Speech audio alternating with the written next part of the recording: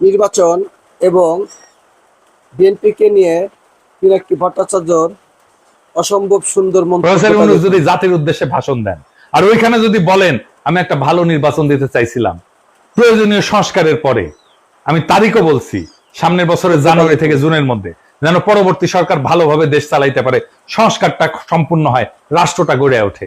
কিন্তু ভারত সেনাপ্রধান এবং বিএনপি যৌথভাবে ডিসেম্বরের আগেই নির্বাচন চায়। আমি যেহেতু এর আগে করতে পারবো না, নির্বাচন দিতে প্রস্তুত হইতে পারবো না, আমি বিএনপি আর সেনাপ্রধানকে আরেকটা তত্ত্বাবধায়ক সরকার গঠন করতে আহ্বান জানাই। আমরা তাদের কাছে ক্ষমতা দিয়া আমাদের কাছে চলে যাব। প্রফেসর ইউনূসের নিয়োগ দেওয়া সবাই যদি একসাথে পদত্যাগ করে চলে যায়, নির্বাচন প্রধান, নির্বাচন কমিশনার, নির্বাচন কমিশনাররা সহ, আপনারা সামলাইতে পারবেন? পাবলিক আর মায়ের কিন্তু একটা মাটিতে পড়বে না। এরপর যদি জামাত আর এনসিপি নির্বাচনে না আসে কেমন হবে? নিজেরাই হাসিনা যেরকম হাত মারার নির্বাচন করেছিল, ওরকম হাত মারার নির্বাচন করছে।